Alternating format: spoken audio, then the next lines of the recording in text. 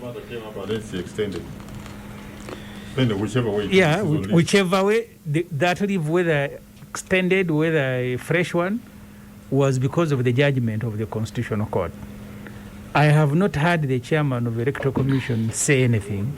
Or go and leave. By the way, the chairman of the Electoral Commission is a member of the Constitutional Court. Am I right? Yes. He's a member of the court that delivered the judgment. He should have been the one to announce going on leave. I am waiting. Who was already on leave? The trouble, I think, with Uganda, we can blame the judges. I think Mr. Museveni likes acting arbitrarily, because he's the one who is putting these individuals in these awkward positions. Someone has worked with a particular office. These days, the Judicial Service Commission. Sorry, this is a good time to say thank you, Star Cafe. People are munching away if you hear them in the microphones. Timu semujju Nanfi is building energy. Yes. So thanks to Star Cafe. Because the individuals who are asked to go and serve in these offices, of course, it's not that Uganda cannot find people who are not already serving in other places to go and do the jobs that these particular ones are doing. And then the president continues. I told you last time, when J.J. Odong was appointed Minister of State, Parliament refused to pass him. They said, you are a serving soldier, you must resign. And J.J. stayed away from work for quite a number of months, until when he resigned and Parliament approved him to go and serve in cabinet. When Mr. Museveni appointed Aronda, he said, Parliament, you will approve Aronda without resigning from the military. So we have J.J. Odong, who to be approved had to resign from the military, and then Aronda, and from the point of Aronda to today, the same Parliament, and I pity people who are presiding Parliament, and I see them presenting themselves like angels. You make one decision in J.J. Odong, and then when Mr. Museveni backed at you, then you made a contradictory decision. Aronda was approved to serve as a minister when he was still a serving soldier. For J.J., you said, you must resign, we cannot approve you. And then J.J. resigned. But the point, I don't want to lose the point, it's as if J.J. or Aronda were the only ones capable of serving in those ministries, that even when they are still serving in the military, you say they are seconded now, they can go and do other things. So the president likes acting arbitrarily. That's how he gets judges of Court of Appeal, appointing them to head land tribunals, commissions. Yes, Parliament, that's why I want to chair that Parliament. You will see a different Parliament, not one that is going to make a decision today and in the evening it contradicts itself. At least that won't happen, byaruhanga, I can assure you. So, under semujju, it certainly it cannot happen. So that's where we are as a that's where we are as a country. That these judges, you have been appointed, and some of them are not courageous enough to tell the man that what you are asking me, please, I cannot do. So they go there. We went, by the way, to court. Lord Mayor Dr. Vesije went to court to challenge the chairman of the Electoral Commission. And the court said, no, he can serve, and he continued serving. Now the court where he sits says, no, you can't. Because why would you even appeal? What does it serve? Thank you. It's as if these individuals are imported from heaven, that if just so and so is not at the Electoral Commission, that things won't work. Because why, for God's sake, why would you want to appeal? That you pick a judge and say, you judge, now you go to Masaka, you are a cow. You another judge, you go to Jinja. But now, you're still a judge. Yes. Because let someone resign. If you think it is more lucrative to serve as the chairman of the Electoral Commission, let go of this other job, go and do this one. Because nobody says that if you're a judge, you cannot be appointed. You certainly can be appointed, but court only says you can't hold on two jobs. Positions. Yeah. Nanfi? I think for me that is my biggest disappointment, that they are appealing this ruling, well knowing that all these people are I guess lawyers. the judges are not the ones appealing. It's the Attorney General. It's Attorney General who is a lawyer. I mean, government is appealing, and they're part of the government machinery. But in their own capacities, they are not the ones appealing, but they should advise their colleagues and their counterparts, because this is something that has come up time and time again about holding two positions by the same people, and its implications for the justice system in the country, and all these people have a legal background, and as lawyers, the one thing that we study critically is how to uphold justice, because that is the whole rationale, that is the whole point behind our careers, is that there is a just and fair society, and they should be asking themselves, is it just and fair for them to hold two positions, sometimes even contradictory? We live in a country where the employment rates are very high, and lawyers are churned out every year. There are enough lawyers and legal personnel. There are enough lawyers and legal personnel to hold these positions. So it's not like we are lacking. And if we were lacking in human resource to hold these positions, then they should come out and say this and use it as the reason why they are doing this. And then we can put Chinese walls on how to deal with them holding two positions. But if that is not the case, then you have to give us the rationale behind you appealing this decision. So we could have a DPP suing Nanfi in a lower court. Which court does the DPP belong? No, the DPP is the Director of Public Prosecution. That one is in charge of she's also public a judge. prosecutions. But if she's also a judge, you're saying that at some point they may. So a judge might be prosecuting somebody in court, and then judge once they stop being DPP. What I'm saying, not at the same time, but not simultaneously, because once they're holding the DPP. No, but right now if she sues you, she's suing you where the judges cases, are happy. Look at the Kasango case in point. It has taken how many years? 6 years. Some of these cases take so long, to a point that the DPP may stop being DPP and goes back to the bench. And by the time they're at the bench, they are judging cases which they were prosecuting. Is that fair? Right. Because under the rules of fairness, you cannot be prosecutor and judge in the same matter. So for me, they knowing this and having this background means that they should know better than appeal against this decision. Instead, they should welcome the decision and act accordingly. To do otherwise, it tantamounts to greed, unnecessary greed at that. Let's stop for a break, and then we'll have Moses and Lydia contribute to this. The Capital Gang on 91.3 Capital FM. If you try to imagine the taste of a regular cup of coffee as a sound, it would probably sound like this. Not nice, but perhaps it may sound like this. Better, but not great. Now allow us to present the sound of the taste of Star Cafe Premium Coffee. Now that's the sound of a great coffee taste. Because only the finest Ugandan coffee goes into making the Star Cafe Premium. It's great. The greatest coffee experience. Abenalya ntinda chaliwa jala namugongo najera Kisasi and Chiwatuli. Carrefour has opened a supermarket in your neighborhood. Rush to Carrefour along Northern Bypass at Metroplex Nalia and enjoy the crazy big deals they have for you. You are in luck if you're looking to enhance your kitchen, because today you can get 20% off on all small domestic appliances in stock. More big deals are available at the supermarket on www.carrefouruganda.com and the hypermarkets at Oasis Mall. The Capital Gang on 91.3 Capital FM. Welcome back from the break. This is the Capital Gang. We're in court. Lydia, I spoke to a lawyer and asked that lawyer why didn't the judges comment on the ministers, like semujju was saying, that are appointed when they have another office. Said then after judges apply themselves to a case in front of them. That's why they stopped at the judiciary. Yeah, you see, we have the judicial system of any country. Of course, there are fundamental principles, but also it grows. It's not static.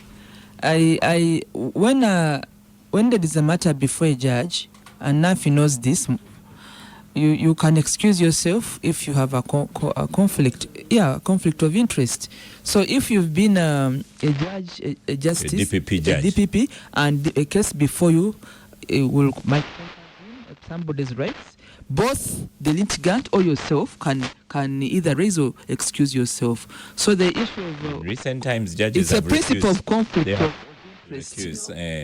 But it's a principle of conflict of interest for rational human beings, but also professional. And I think I'm right on this. But secondly, you see, there's been this argument in the judicial system that we lend professional expertise, and people go even in the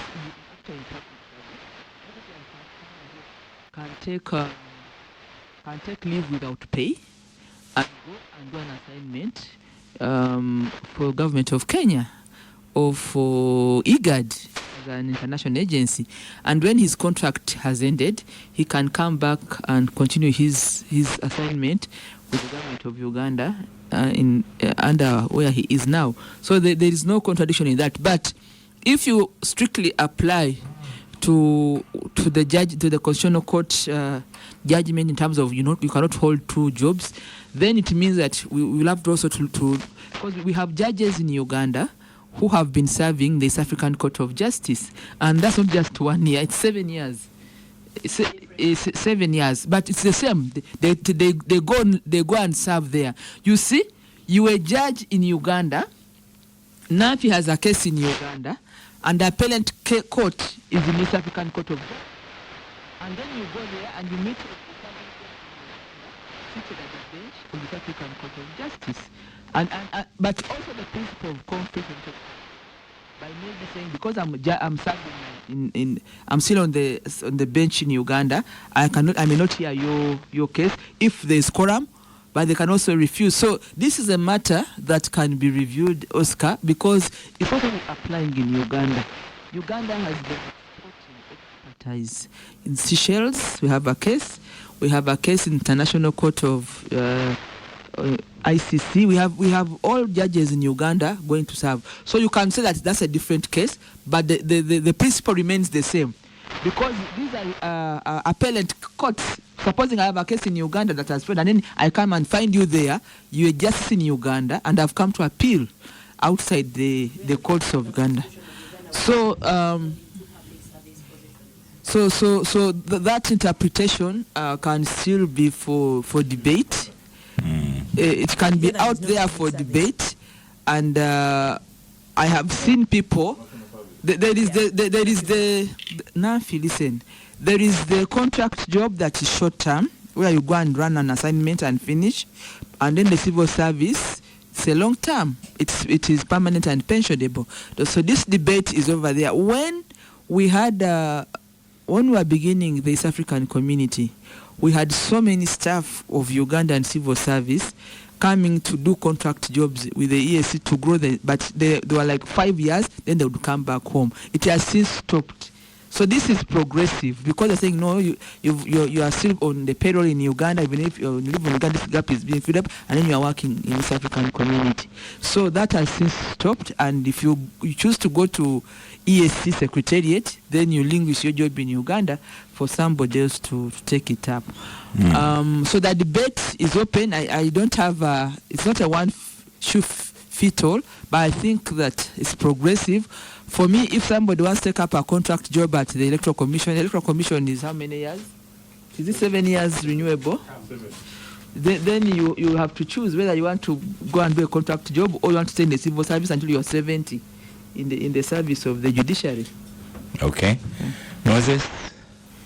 Well, Nanfi was inquiring why appeal.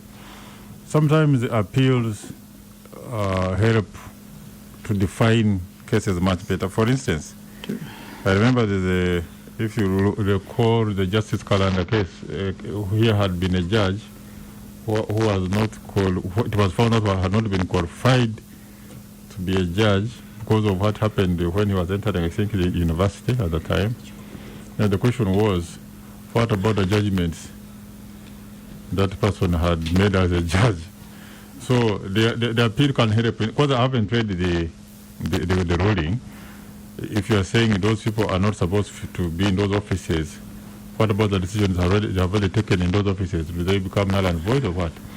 So that has to be addressed. If it's not addressed in the current ruling, the appeal has to address such issues. So for Nanfuka to say why appeal, I think she's not being broader in that outlook, because I mean you have had the people who have been, for instance, Justice Faith Mwanda was IGG, Justice Mudiagonza was IGG, Justice Chibita was DPP. Now supposing somebody says, oh, the person who prosecuted me at the time was not fit to be a DPP, so do my case stand or so forth, or what happened? So all those has to be looked into, so that the appeal has to address the wider issues, not only just... Here, Moses, let me interrupt you. What is puzzling is how the court concluded. Exercising judicial restraint has become a trade for our courts, always trying to save the executive from consequences of their ineffectiveness.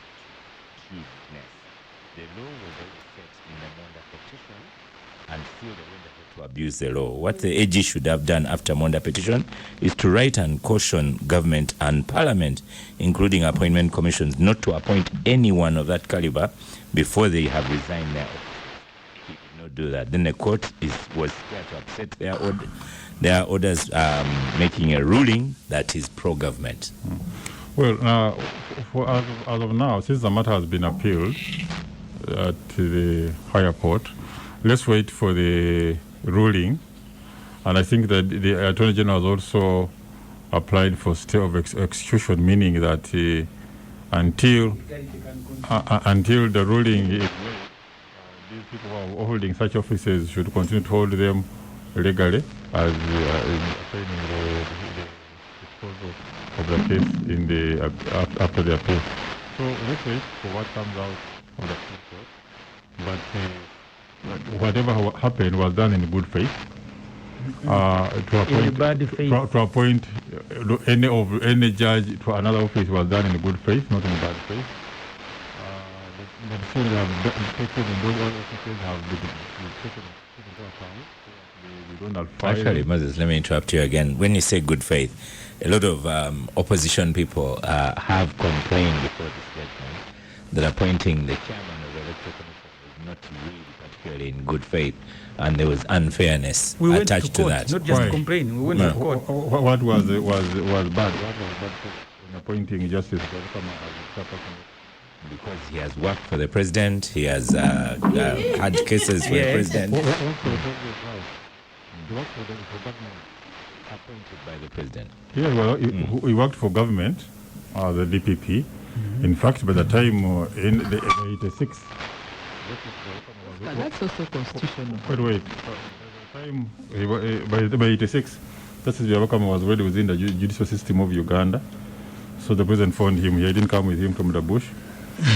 So to have been, if we could quote that for future reference. Yeah. So even the bush disappeared.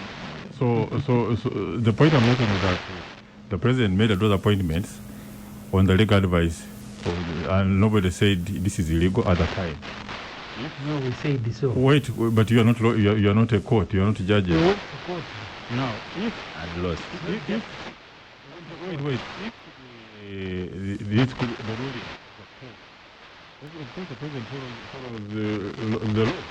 He will abide by the law. But without any complaint legally barring him from doing so, and that should be put into account. But I also want to address the issue raised by Nanfuka, that is for holding two offices. I don't think they're holding two offices.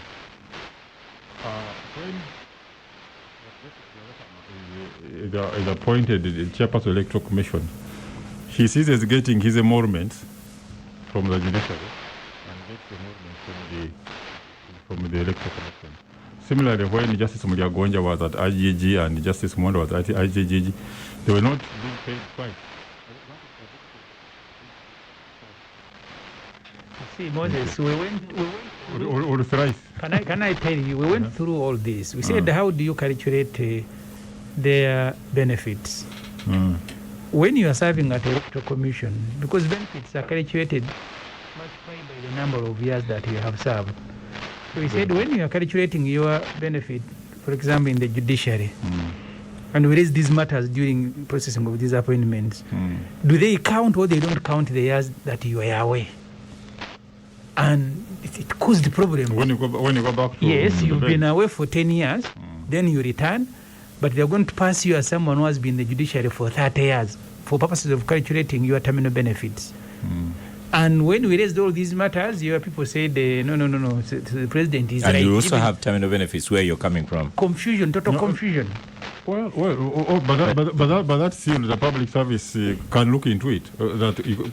What is prohibited is getting double emoluments if you are serving like now. No, but also to get the issue was drawing it from having two jobs in the service is what is prohibited. Can I give information? Nanfi, Moses, you see when Right Honorable is being speaker, he went with and he became vice president. That debate started because the whole money comes from the consolidation fund. So they were asking, because there's a huge pay for former speakers. So the debate was whether he should now be paid as a former speaker and when he's a vice president with all the packages. So that debate, I think, should go back public service. In fact, it started with former vice president. When he was being vice president, remained as an MP. That, like Moses has said, should go back but Lydia, to public service, because it's a like you said. I agree. The public service should go back and harmonize it. The end of it is about the consolidated Moses fund. And Lydia, there's a bigger principle here, not just pay and public service. And this is guidance on Twitter from Dennis to Sime. It says, the issue, as decided by the court, was that judicial officers who are of the third arm of a state, i.e. judiciary, should not take up positions in the first arm of a state, which is the executive, unless they resign. The examples went on to give are for judges serving in other judiciaries, not the executives of the said countries. So that's a big principle. You agree, Moses? Yeah, I agree. But I raise the issue that... And other public services. We should now take minutes. I agree. I agree. But the point I raise is that what about the decisions they have taken while serving in those offices? They were not voided. This in this ruling, they were not voided. But were they mentioned? They said they were not. It was, some people call it responsible ruling. Yeah. Because if you void them, then it causes very many problems. Okay. Yes. Right. We are going to stop for a break. And after the break, we will move on to another topic, which is kidnapped or arrested or abducted people who have been returned. The Capital Gang on 91.3 Capital FM. How are you doing? I'm fine, my brother. So am I seeing you later today? I'm talking about the wedding meeting. Did you get a clearance from police? For what? Didn't you hear? The public order management bill. You need the police permission to hold a public function. That's not what the law says. Oh, so what does it say? It says, wait, I'm not also sure. Members of Parliament are a bridge between the electorate and the government. It is their responsibility, therefore, to explain to their constituents laws that have been passed by Parliament and what they mean. MPs are there to represent their constituents in Parliament, regardless of party affiliation. Your Member of Parliament is your representative. Make your voice heard. You're looking for the answers. Your voice being heard. This message is brought to you by the Parliament of Uganda. The Capital Gang on 91.3 Capital FM. Welcome back from the break. This is the Capital Gang. So, Honorable Semujju, Right Honorable Semujju, soon to be. This week, there was great jubilation in Masaka area, Kalisizo area. When pardon? Buama in Mpigi. When people are returned. About how many were returned? Maybe about 60 or more. Yeah. So, have you gotten into that? Where were they? Will we find out what their crimes were? In Mpigi. I spoke to one of the MPs yesterday. Yes. So the trauma that these people went through, one of the MPs in Mpigi, first he takes one group to hospital, but also brought cameras. The boys wanted to run away. They said as they are being released, they told them not to say anything, to just go and we will come back for you. So the MP took them to hospital, but he also brought cameras for the public to know. So that summarizes the life that they have lived. Some for 3 months, some were arrested in January, others in December, others after the 18th and 19th of November. Some don't even know, they cannot take you where they were. There are others who were scattered. There's one who came to my place. He had been in Bombo. I think they became too many to be kept in one place, so they kept moving them. But there are others who don't know. They were beaten. They tortured them. Now when time came for releasing them, they were just abandoning them, because you have a number of categories. There are those that they processed through kangaroo, so-called disciplinary committees of UPDF. So they sit and say, for you, we charge you for possession of military store. And the processes, you see, they didn't have evidence for some of the boys that they picked. So there are those who told me the first thing was to go, they put a people power cap on beret on your head, photograph you, and then you enter inside. So they charged them for military hardware. Those who were charged, others, you are just being beaten. You don't know where you are. You don't know when you leave. Your eyes are closed. And eventually, because there were no charges, and they were not supposed to have been charges, that's why this military is behaving the way it is behaving. This business of driving people and abandoning them started with the 17 of Mukono. One of them was my neighbor in Chirinya. So they drove them into a sugarcane plantation and just abandoned them there. Even in Chotera, in Mpigi, that's what they have done. At the moment, we don't know how many remain in the hands of the military, how many are in SFC. The SFC, if you read on their website, I don't know if it is still there, they started by protecting the president, it became something to protect installations and the president, now to kidnapping people. I don't know, because how can SFC process people who are arrested? And then the president came out to say, no, we are with them, they are even our friends, they are telling us many things. The CMI was arresting commandos, I don't know which part of UPDF runs the commando, some were under jack. So this is what we've gone through in the last 30, in the last days of the Museveni's 4 decades in power, that he can order the arrest of citizens. He does not account to the citizens or to anyone. And he says, I have these people, so they are being released at leisure. No compensation. When I spoke to Council Sivan, who is helping treatment of some of these boys, we agreed that they need a lot of counseling. They need a lot of help. Having been beaten, tortured for 4 months, and then threatened at the time of the release, some are not even comfortable staying in their former residences. They think these guys of the drones will come back for you at night. He said, okay, there is the treatment, but they also need, I don't know what they call it, apart from counseling, that sort of treatment to initiate them again into life. But government responsible for citizens of Uganda simply abandon people who need to go to hospital and counseling just by the roadside. So they bring one group, they throw you there. Then the following day, there is a young man who told me a story, one of the 17. He said what he went through. On Sundays, they are drunk, so they are going to beat you a whole night. And he said there was one who was very good, so he kept saying, you need to pray. If Bobi Wine wins, we are going to kill you. Then he says, your prayers have been answered. Now Bobi Wine did not win. Said as they said, we are about to release you, then they said, hey, now Mzee said he needs to swear in fast. So there you may have to stay here. Now, hey, there is a lot of talk about you. Now we are going to release you. He said, you are blindfolded. Then you hear your neighbor says someone was killed yesterday. You've not seen, but you're in the same room. You don't know how many of you are still remaining. They pick and you are told by a neighbor, no, they have taken maybe 20.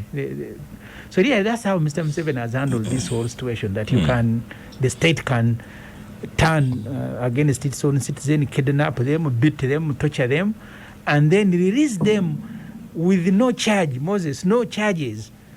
Because at least there are those that you fabricated charges, because we've known you for fabricating charges. At least you should have fabricated some. You say either they stole a chicken, but you just drive them, throw them by the roadside, and you go away, as if you are dealing with stones. Moses, when semujju makes all the other allegations, beaten, killed, drunken, and so on, those can be counted as allegations. But this thing of returning these people and dumping them in the night at 3 a.m. and no charge, nothing, no follow-up, no apology, that one is really messy. Thank you, Oscar.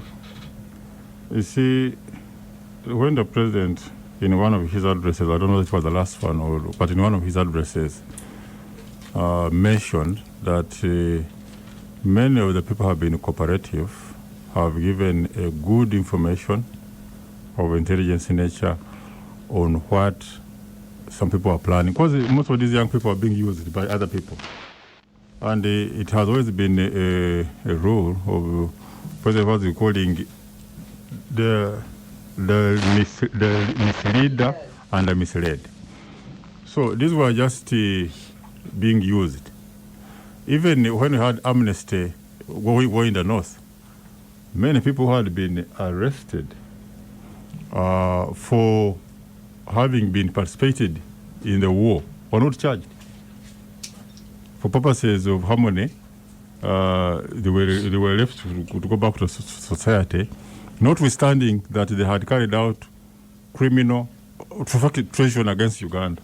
By getting a gun and fighting Uganda, you commit treason. Nanfuka, the lawyer, can guide me if I'm wrong.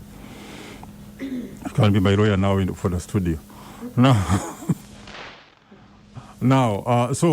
So and that has happened before. So there's nothing new. Maybe the mode could be different, but people who have the rules misled, in many cases, the government has come out to say, don't have to continue against you. You have come out and worked with us. So in this particular case, the president mentioned clearly that many have been cooperative. They have given security agencies good information on what was being, because the whole plan was after they don't announce Bobi Wine as having won, having selection in Kampala, starting with Kampala and then the whole country. That was foiled, didn't go through. After that, now their second issue was no swearing again. You must make sure that the swearing doesn't take place, blah, blah, cause chaos. All that information has been received and processed, and the state acting on it. So that's why we have peace in the country. Otherwise, those people wanted the experience of November 18th and 19th last year to take place again in Uganda, which has been foiled. So, for people who had been misled into acting illegally in a treacherous manner, to commit treason against Uganda, if you have them and then work with them, get more information about who is planning what, and then get more, all that, it's good for the country, for the peace of the country. Not charging them should not be a big issue. These people are there. Semujju is now making all those sorts of claims. They have been tortured, they have done what, blah, blah, blah, blah. These people are there, they'll speak for themselves. Their relatives know them, they have seen them, and so forth. Everybody who is in the hands of the state can be accounted for. So it shouldn't cause Semujju cause for alarm to tell you lies on radio where you want to be the whole speaker of a country. Because if you're the whole speaker of a country, you should also be, you should try to be more patriotic be patriotic about your country, and know that those people who plan evil, they don't plan only for other people, but for you as well. Because if Uganda today was in a state of insecurity, it wouldn't affect Moses, who is in government, or Lydia, who is a leader in NRM.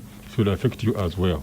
For instance, like when we had that insurrection on 19th and 18th of November last year, even those who are just bystanders were affected, and so forth. So we need security for our country, we need the peace, we need calmness, so that whoever wants to plan bad things against Uganda is dealt with by the state. Right. I have a Charles who says Moses is just going round in circles about the issue. Let him address the way they were returned. Why dump them in the night in bushes if they have cooperated? Nanfi, do you believe what Moses says? It seems like every time there's been a hotly contested election, there are some people who are misled, and this is what happens. By the misleaders. First, you've got to mention the misleaders, and if you're picking up the misled, you've got to pick up the misleaders as well. And if you're not picking the misleaders, it begs the question, you're scared of the servants of somebody, and you're not scared of them. So you've got to get your stories. Sorry, you've got to get your stories straight. Yes. Go.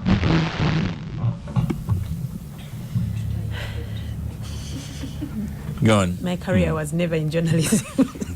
Anyway, apologies for that. So for me, Moses going round and round in circles is the usual tedious NRM rhetoric of, oh, they did this and all. And the manner in which they were even returned. Why can't we follow the law? There are legal procedures to these things. Someone is charged. You prove, you make a case against them. Give them bond or bail.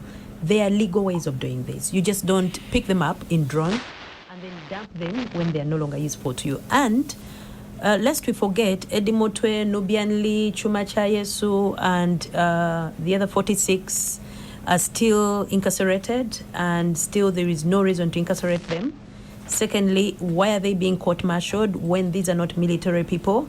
I think let's get over our paranoia, and President Museveni, the public has demonstrated that no one is going to the bush to remove you from power. Nature and your age are enough to do that for us. So we don't need to act in desperation. Just release the... Going to be vaccinated this morning, so you'll wait for a longer time. No, he's waiting to choose which one is the best vaccine.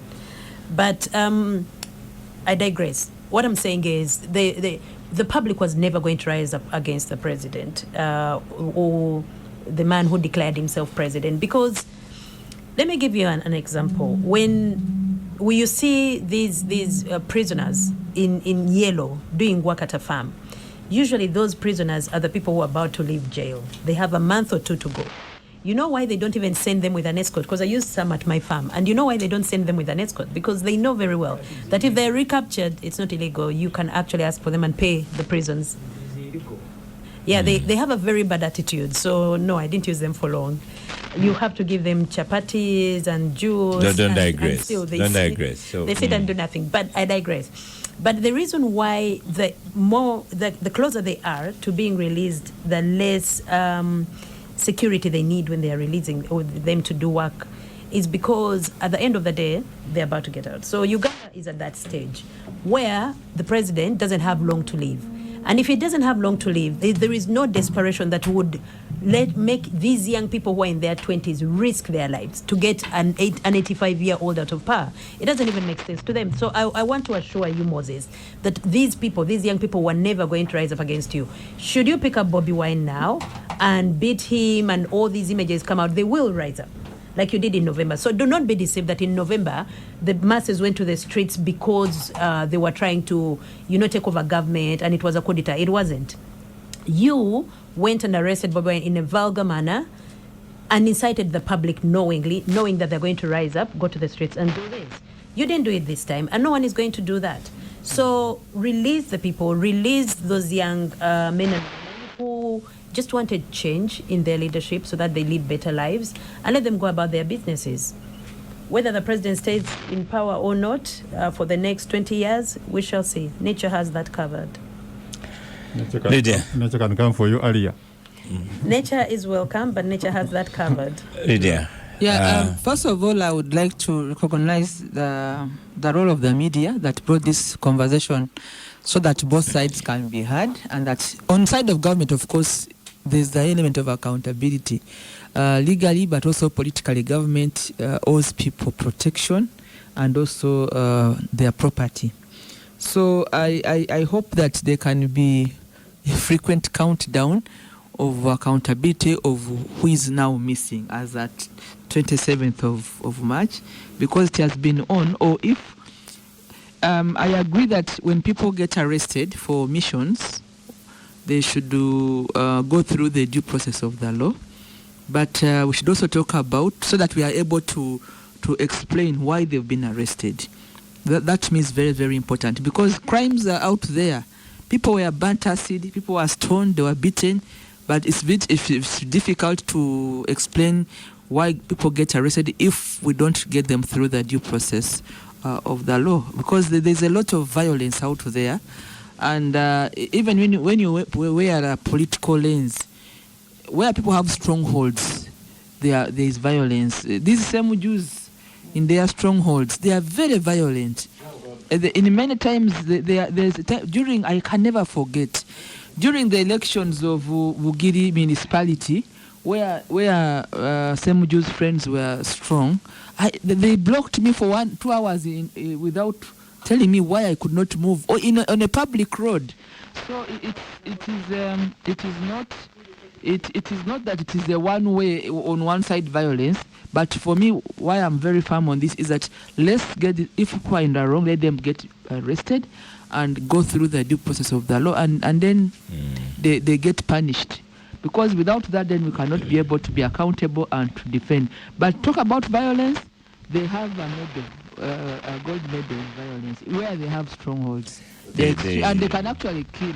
Even them, they kill. Even without taking machinery, they can kill. They are very, very daring, extremely so. But that does not remove their legal right to be heard or to be prosecuted. There are two pastors that are promoting a view that we need to have reconciliation, we need to have mediation, and so on. But Lydia, the question would come to you: who has grown with violent people? That debate is for all of us. First of all, we like shifting everything to government. Although I serve in the ruling party as a leader, let me say this. Let us say this. Let me say this. Let me say this. Say it. The discipline and personal responsibility begins with you and the parents. Government comes in later. By the time you have your daughter or your son not accounted for, you're not been home for a week or 2 weeks, you cannot just blame government alone. It begins with the parents. It begins with you. When you have children of teenage age, how do you account for me and Nanfi to have reached where we have reached? And then people of our equivalent are down. We are in the same country, are down there taking alcohol early enough. We need to work alibi as early as 10 so that they lose track. They also lose sense of dignity. They lose sense of responsibility. It cannot just be government. The responsibility has a chain. It begins with the parent, with the systems of government. It goes up to the end. Because we are now dealing, Oscar, we are dealing with post-mortem. We are dealing, which is also very, very dangerous. Let's deal with the preventive and preempt what we have wasted nationals. They are wasted. And maybe arresting them and chasing after them is not enough. That's not so, because it may not solve the problem. Where are our remand homes? Where are our counseling centers? Where have parents stopped so that government takes over? Those are very fundamental questions we can never run away from, because no child is born on a tree or is born in a forest. Every child is born somewhere. No, you are just dealing with the postmortem. Let's go to where did the problem start. Now, Nanfi. I think Lydia here is confusing issues to try and get NRM off the hook. Where did Nubian Lee go wrong? or Eddie Mutwe? Why did they arrest him, Nobiani, and not you? You cannot throw my privilege at these people because they haven't had the privilege that I've had growing up. And you cannot lay the blame squarely at their door because you had a more privileged background. Listen. At the end of the day, people have issues. Someone who grew up in Indeva and you who grew up in Nakasero have different fights. Wherever you grew up, okay, I did not grow up in Indeva. I grew up in privilege, and I cannot throw it at the people who didn't, saying Lydia, that they are your microphone so that she can now speak. That their causes, their fight is less legitimate because they use, which means, I mean, we are looking at President Museveni, who went to the bush for 5 years and murdered people, several people. You cannot say then President Museveni needed juvenile detention or rehabilitation. No. Everyone has to fight for the life that they crave before they die, and that is entirely their right. So you cannot label them or throw this at them. So, Lydia, hold on. Let her finish, and then we'll come back to you. Now to finish.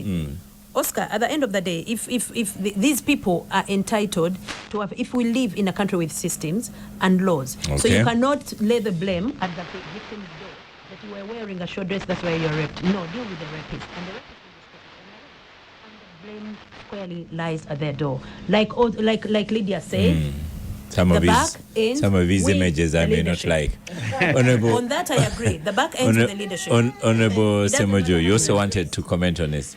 Because you see, Lydia tactfully diverted us from the debate. And Moses also tactfully avoided answering the question. The question he asked, let me start with Moses. The question is... Let me read a message for him. D. Jack Kivinga says, Byaruhanga's account is speculative and ignores the law relating to arrests and the role of the police and courts in handling criminal suspects. He is condoning illegal acts and undermining his role as presidential advisor. He should resign. Now. And Nanfi adds now. Let me take Moses' line that these people were planning treason. Does the law provide how you handle people who are... Because Jamilu Mukulu was arrested in Tanzania. He had not told anyone that he was beaten. Driven to Luzira, is being processed in courts of law. These children, you picked them. I have a case, eventually the boy was picked from Chiraka Market on a Sunday, taken somewhere, beaten. Eventually is released, no charge. So the issue is, how do you handle? Nobody says that crimes are not being committed in Uganda. Crimes, yes, have been committed. People can be suspects. If we begin handling suspects the same way Idi Amin did, because Idi Amin also faced opposition, there are people who planned against Idi Amin. They even picked guns against him. And that's a comparison I keep making, Moses. If you faced the same situation like Idi Amin faced, you're going to act worse than Idi Amin. Because in northern Uganda, where you buried people alive, was because there was a war. In Teso, where you roasted the people in a wagon, because there was a war. In Kasese, where you went and murdered the people, more than 100, because you disagreed with the traditional leader there. So this is how you act. But you want to put on flowery face and say, you see, these things under this. You cannot justify. You arrest people, process them. I have been arrested for committing no crime, but you have processed me. And I am not complaining. I went to court. I've been in court more than 10 times, and each time defeated you because you didn't go to court to seek a conviction. You went there because you wanted to abide by the processes. This time you have even abandoned basic things that you have done in the past of fabricating cases and processing people, and either you abandon cases or courts will release people. Today you became a court, you became everything. And you saw the head of state on TV. Said, no, we have them somewhere with SFC. So casually. Going to talk to the courts yes. Go this one. You are dealing with human life. People you have deprived. People you have traumatized. And you want to say it is okay because people were planning. I don't know, Moses, if you are the one fighting a rebel group in Namugongo, according to General Pecos Kutesa, throwing bombs at depot in Namuongo, according to Charlie Gonza, throwing bombs in markets in Kampala to make sure people go and sleep at 3, maybe there would be no Uganda. Because if you only did people who are protesting and burning tires and you behave the way you have behaved, your DNA of violence, you should have finished this country. If you are the one that faced the challenges other people faced. I like how you say DNA of violence. You should tell Lydia that. But why? Because he's referring to DNA of violence. Moses, as you come on, this one, a Michael in Kampala says, message for Ma'am Namfi. The security apparatus is a great, but not all the challenges they face are nails. So not all security concerns are addressed legally.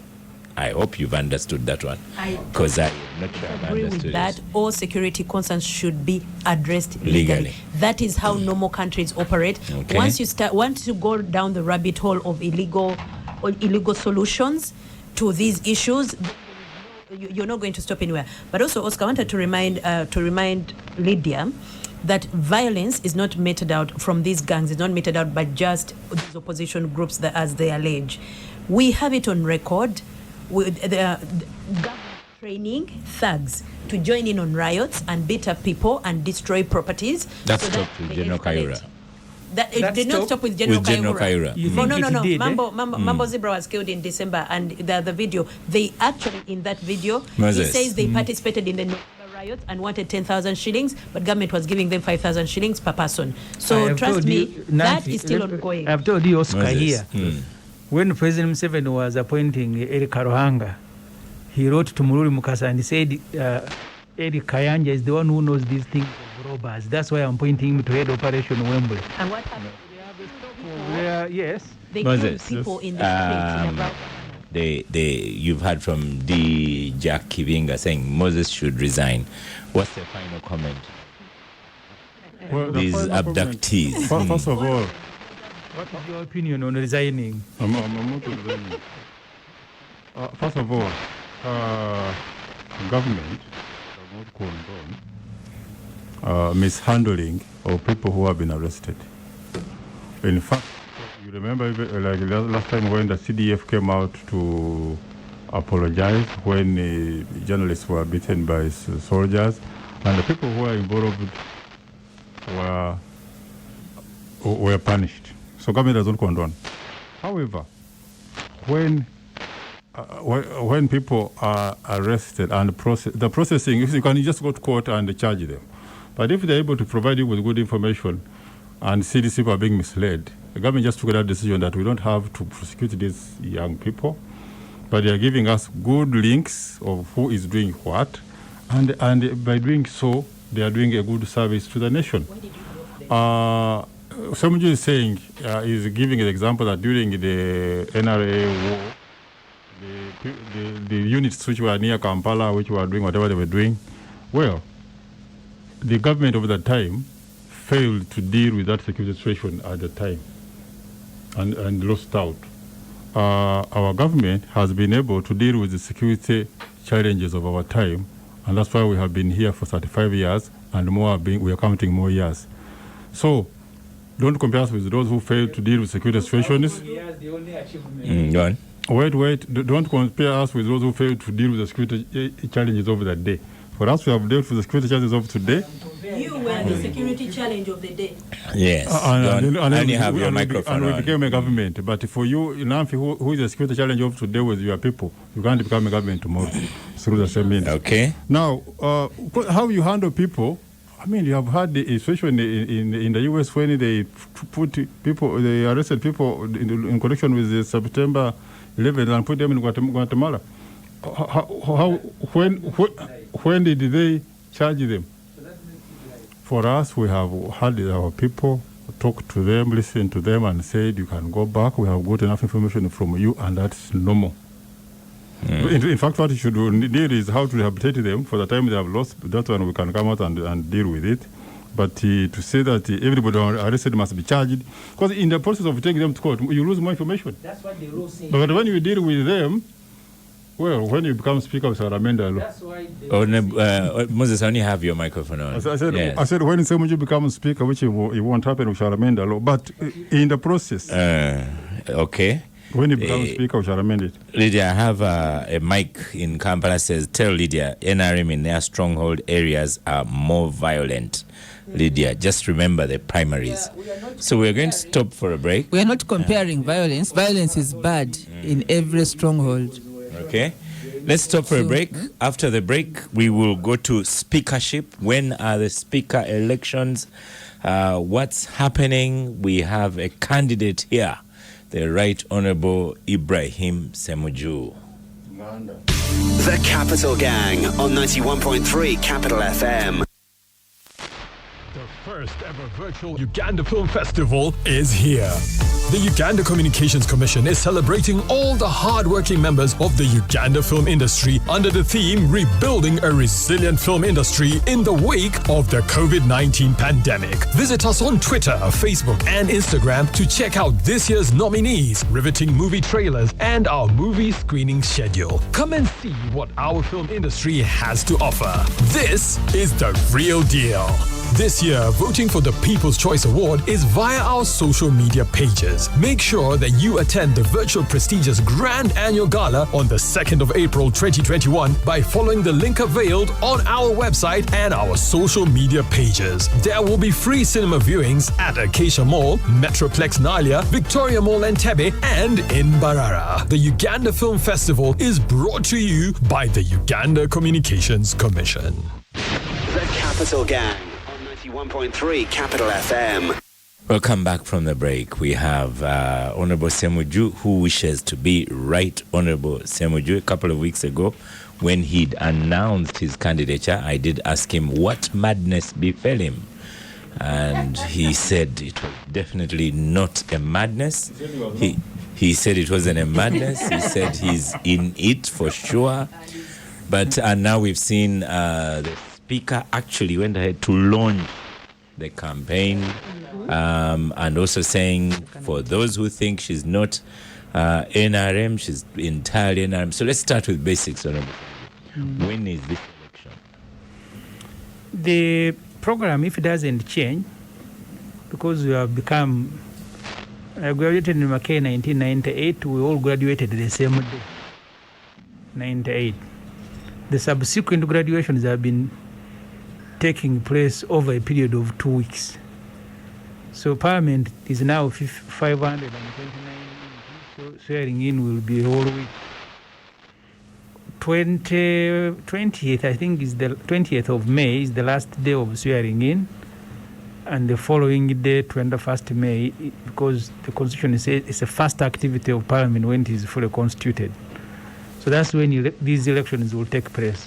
21st May, if the program remains the way it is. 20, and then the taking up office would be when? It is immediate. So, in fact, when you are elected a speaker, after swearing in, you preside over Parliament to elect the deputy speaker. Right. So you are in it. Will you withdraw? You're going to go to the end, and what makes you? Very bad. Go for your head. How can you say as we are grooming you for speakership, understand that you can't go for people's heads. No, yes, I didn't mean it. So I gave reasons why I am contesting, and all those reasons are very, very strong. I did say the path to victory, but it's not the only motivation, Oscar. I have said that repeatedly. My side, even in the structure of Parliament, you sit opposite to the side of the NRM.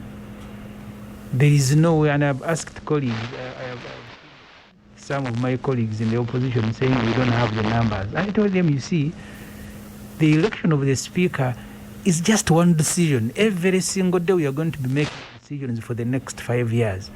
So you want to tell me that from day one you have surrendered, you'll be voting with NRM because they have the numbers? Because that's what I pick from the argument. Yes, the odds are stacked against me because the NRM has the numbers, but I'm also speaking to NRM MPs. You see, the trouble with the politics in Uganda, there is a lot of posturing. There are people who are in NRM when actually their heart is not there. Isn't that the reason Kadaga keeps swearing that I am NRM? Why is she being doubted? There are many people who are in NRM. The bodies are there, but the mind is not there. And I interact with many of the MPs. But there are also people who want a good speaker. Over a period of time, of course, Moses thinks a good speaker is the one who is NRM decisions in favor of NRM. Yes. The MPs are the main consumer of the services of a Speaker of Parliament. I have compared the speakers since Wapakabulo was there, how he conducted himself, how he related with the MPs, to the current situations where the speakers are queens, that you have to give way, they have to give you a notice of that the speaker is approaching, and you begin falling on each other because the speaker is approaching. And I said, no, you can take it back to the days of Wapakabulo, where the speaker had only Mercedes-Benz and one police escort and interacts with MPs, because this is just an extra responsibility. They are not crowning you. They are not crowning you a queen or a king that there must be a ceremony, even to receive you from home as you approach. The policemen are saluting even before you arrive, to create an something out of. More important. So the MPs are bleeding. I meet them every day. They look at their shoulders. You see the environment. That's why you said, isn't it madness? Even MPs at Parliament, they are saluting my courage to say I'm going to stand because of the environment that has been created at Parliament. And I keep telling them, if you can't liberate yourself at the level of an MP, then why are you in politics? So there are many MPs. You don't think that environment is going to get worse because now you have even more MPs, 500 and something? No, we can, and there should be a cut-off point. For me, I think this is the cut-off point. And my campaign is specific about that and many other issues, that we need to get a parliament where everybody feels comfortable to work, where you are not, where you don't enjoy a master-servant relationship. What you see outside the country also happens in parliament. People have learned bad manners. You have a head of state who kidnaps people and he thinks releasing them is a favor. You get a speaker who thinks to give you an opportunity to speak, to give you an opportunity to travel, to give you an opportunity to do this is a favor. And therefore people must line up the office of the speaker going to seek for handouts. So these things can stop, and someone must stop them. If you think they will just stop themselves, they will not. So therefore, I want to assure you, Oscar, that there are many people within the opposition, there are many people within the NRM who think Parliament deserves a better speaker. And those ones quietly, they are very active in it. Yes. We have recorded all this, Honorable Semujju, and it is also playing on Facebook. Lydia, this is a time to tell Honorable Semujju that you will support him, out campaigning for him outside Parliament. No, I cannot campaign for Honorable Semujju inside or outside Parliament. And like he knows, I don't pretend. This is a multi-party dispensation. We worked very hard as NRM to campaign for NRM to have members of Parliament. We have over 300 MPs, and 2 of them will be seconded from the NRM party to contest with the candidates from other parties or independents for the 2 offices of the Speaker's office has 2 offices, the Speaker and the Deputy Speaker. And from the NRM party, it's a deployment. And I think this is a very important opportunity for me to say this. When we win elections and as a party, all positions thereafter are deployments, whether Vice President, whether Speaker or ministers, or even parliamentary commissioners, chairpersons of committees. You are deployed there as a member of the NRM party to the slots that NRM party is accorded, given the constitution, but also the electoral laws thereof that govern multi-party dispensation. I like Semujju, he's my friend, we share a lot of values, but I will not campaign for him because I have a candidate whom the party will front for all positions. And the moment my party decides so, you'll hear me coming here to mention names and to say the NRM party has so and so for candidate of the Speaker. We shall have only one person for every slot, and we'll be happy to compete with other candidates whom other parties would have nominated to contest for these offices, up to parliamentary commissioners. I like the authority. So NRM party will field one candidate. We'll field one candidate for the NRM. I mean for the office of the speaker, because only one. Yeah. Like we did for flag bearers. We shall also field one candidate for deputy speaker. We shall fill the slots we have for parliamentary commission. It's a process. We do that every time. We shall also appoint or nominate candidates to chair committees of parliament for slots that have been given to the NRM That one party. is easier because it goes to the commission. No, it's not easier because we have many people. No, it is not easier. You can tell you. Every level has its level of competition. We have many people applying to be, but then we choose one to chair a committee, another is a deputy, then membership. Because we have many members, it's never easy, but we know how to negotiate, but also brief and share responsibilities. Let's go back to from the leadership of the party. So how many in the party are interested in becoming a speaker? At least I know of 2. No, I'm not aware, because for the NRM party, we've not started off the process. The process will You say that with a straight face, that yes, I'm not aware? Yes, I'm not aware. Right. I'm not aware. Moses, because in an NRM we shall begin a process of people expressing interest. Okay. Let me ask and then if we shall have a meeting. Let me ask if Moses is aware. So yes, Moses. Let's start with where Lydia. How many people are within NRM are standing for speakership? For full, at least I have heard the Right Honorable Rebecca Kadaga. She launched. I have heard about the... And I suspect Lydia was at the launch. No, I'm not aware. I'm not officially aware, at least. I have heard about the Right Honorable Jacob Olanya for the speakership. For the deputy, I have heard many. The Honorable Thomas Tayewa, Anita Among, Obos. Did I read about Fox Sodoy? Anyway, yesterday I heard on radio about the Honorable Robin Rwakojo.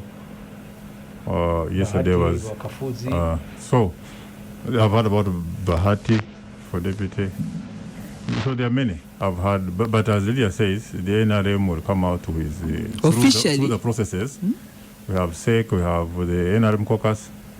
We sit and agree on now those competition will be within the NRM, the caucus. And the caucus will elect. If more than one is nominated, for instance, for deputy speaker, if there are 5 of them, and no one comes says I'm stepping down, then you carry out an election within the caucus.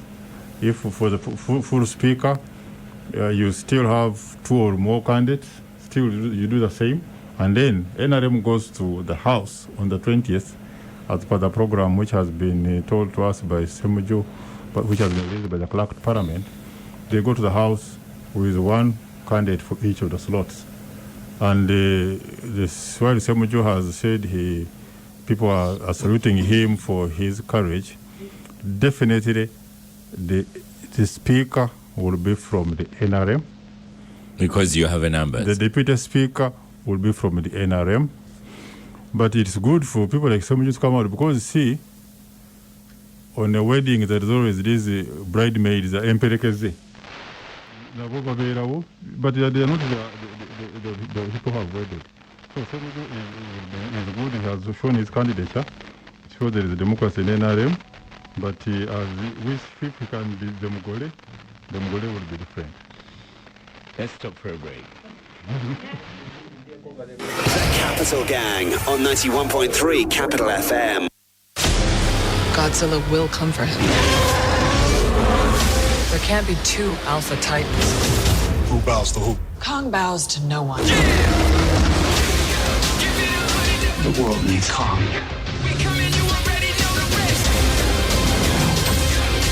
There's something provoking into war. Godzilla vs. Kong, now showing at Century Cinemax Acacia Mall, Kisementi. Carrefour Supermarket at Metroplex Nalia along the Northern Bypass is now open. At Carrefour Supermarket, we are all about helping you save some money today, tomorrow, and every day after. We have the lowest prices on everything, from groceries to household items to freshly baked pastries and so much more. Visit Carrefour Supermarket in Nalia today and enjoy convenience and the best offers on a wide variety of products. Carrefour, more for you. The Capital Gang on 91.3 Capital FM. Welcome back from our final break. Lydia, you want to put in a quick word before Nanfi comes on speaker?